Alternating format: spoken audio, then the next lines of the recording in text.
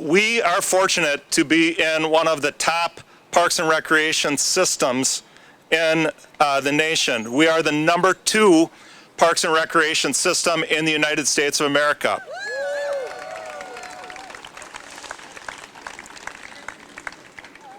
And that really reflects on two things. The first is some great decisions that were made years ago and forethought by the city mothers and fathers that brought our city and our park system to being, and decided once upon a time that we needed to set aside space for the public to recreate and enjoy and to bring vitality into what is now a critical part of downtown. So it really reflects importantly on our past. For what we all can take credit for today and that I am a small part of, it also reflects on where we are currently. And we are charged with being great stewards for what our predecessors have left for us, and the work that we have done coming together as a community to have the inspiration to do something great here, to raise public and private funds to invest in this, to dedicate our time and talents to make this possible. This is the embodiment in our downtown of what the #2, what a top park system in the United States looks like. So thank you for that.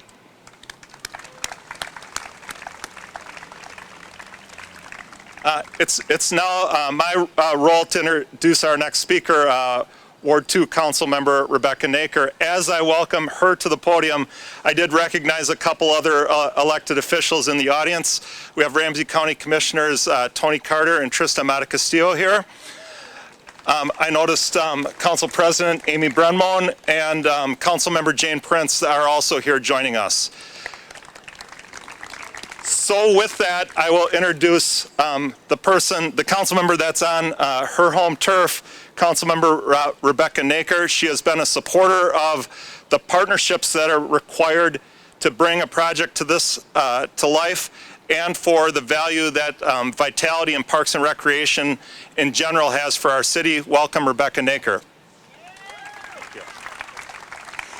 Good afternoon, everyone. It is awesome to see so many people in this beautiful Rice Park, and I have to tell you, I keep looking up at the sky and thinking that any moment, you know, the clouds are going to part like in The Lion King, and a whole ray of sunshine is just going to come over all of us, partly because I'm just really cold dressed like this, but also because we deserve it.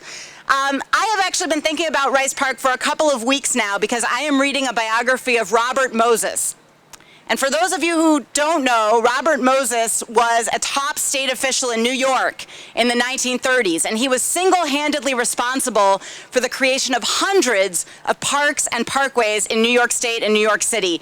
And reading the description of what New York City was like in the 30s, a gray, built-up, cement-covered downtown where people were literally desperate for a blade of grass, for a beach, for a ray of sunshine. It made me realize how incredibly lucky we are to live in a place where we have abundance of natural resources and where we and our ancestors have taken such amazing care and created such wonderful places for us to be. And I think it's really easy to take that for granted when we have one of the top rated parks systems in the entire country. I'm not going to say #2, I'm going to say top rated. But if you think about it, parks are what make our city great. If you think about where you have fond memories of time spent in the city, most likely those memories are going to be in a park. Maybe not when it's 50 degrees and like today, but in one of our parks. I had one of these experiences just 2 weeks ago. I brought my family. I have a 6-year-old and a 4-year-old boy. We came here for the Flint Hills Family Festival, which was amazing. And we came to see the redeveloped Rice Park. And I figured that what my boys would do right away would be to chase the pigeons and climb on everything that you probably don't want them climbing on, and generally make mischief. But I was surprised because my 4-year-old's name is Fitzgerald. And what he actually wanted to do more than anything, and what he did for about 10 minutes straight, was to go right over and make sure the Fitzgerald statue was there and engage in a one-way conversation with him for about 10 minutes. So if you think about it, those are the kinds of memories that we all have in our parks. But parks don't come out on their own. They are the product of people who have thought and paid attention and given loving care to make them and to sustain them. They rely on people who don't take parks for granted. And the reason that we are standing in this beautiful Rice Park today is because we have incredible people like that in the city of St. Paul. And I want to recognize several of those associations and organizations that made this possible right now. First of all, the fundraising partners, and I think we owe it to applaud for each one, right? Let's not hold it. All right, the Rice Park Association, the St. Paul Garden Club, St. Paul Parks Conservancy, and our legacy donors, the St. Paul Foundation, John and Ruth Huss, the Hardenberg Foundation, and the F.R. Bigelow Foundation. So many thanks for these philanthropic organizations for making this park possible for now and for future generations. Please be sure to check out the plaques at the northeast entrance of the park for a list of all the donors who made this possible. You will find them right by the Fitzgerald statue. And now it is my pleasure to introduce Amy Meno, who is here today representing the Rice Park Association and an incredible champion. Amy. Thank you, Councilmember Naker. I'm very glad to be here. This has been the fruition of many years that we've been working on this, and it's very, very exciting. Before I get into this, though, I heard that there was another council member in the House. So I want to recognize Councilmember Chris Tolbert, who is also here tonight.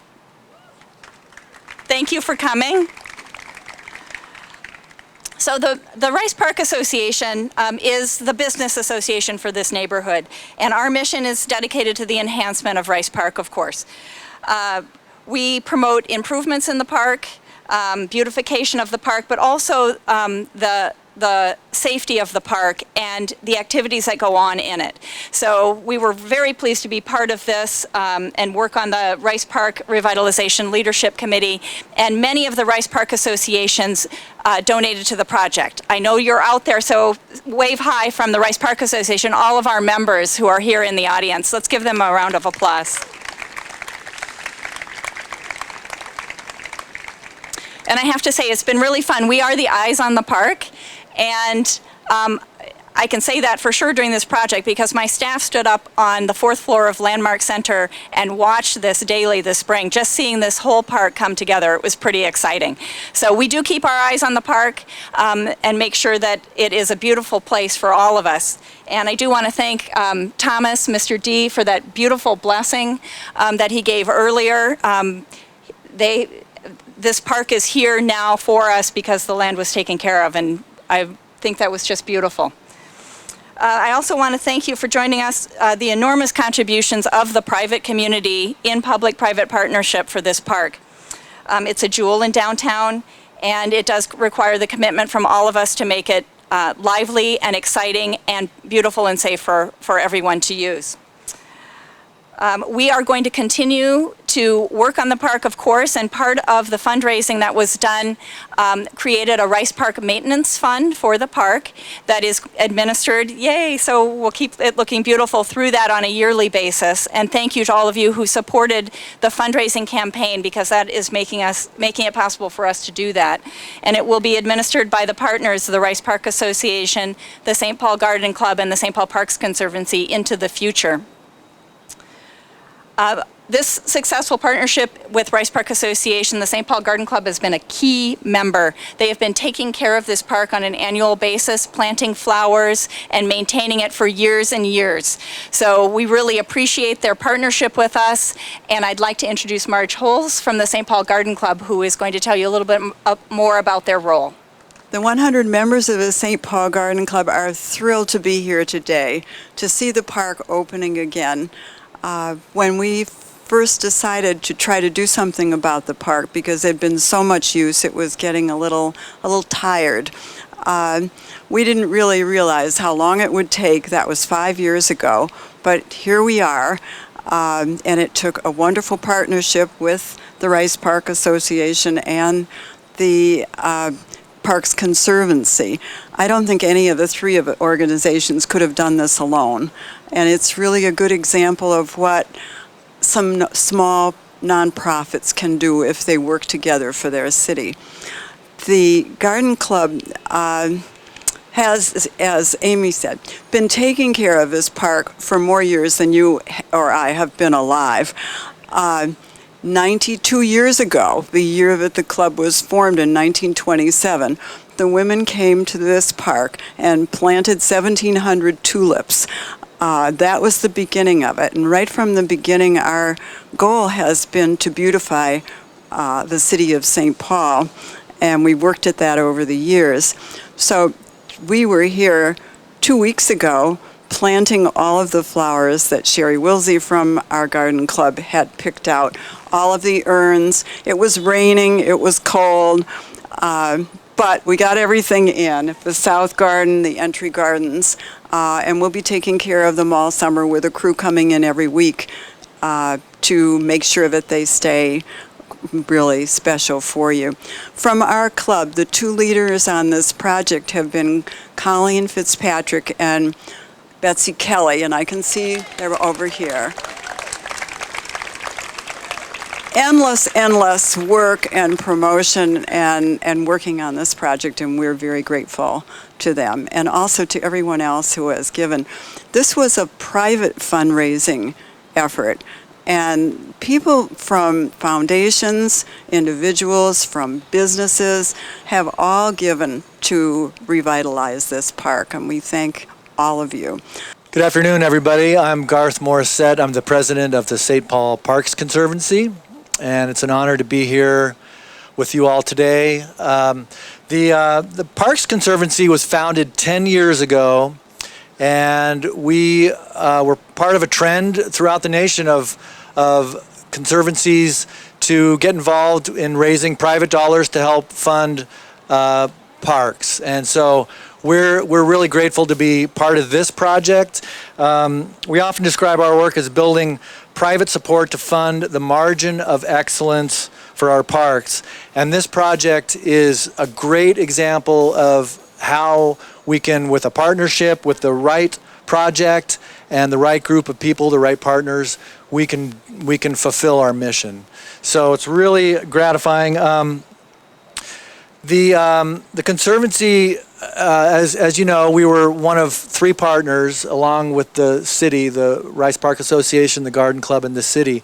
And the time I've been working in the nonprofit area, this is the first time I've seen four groups come together like this to really do something that neither group could do on their own, and as Marge pointed out.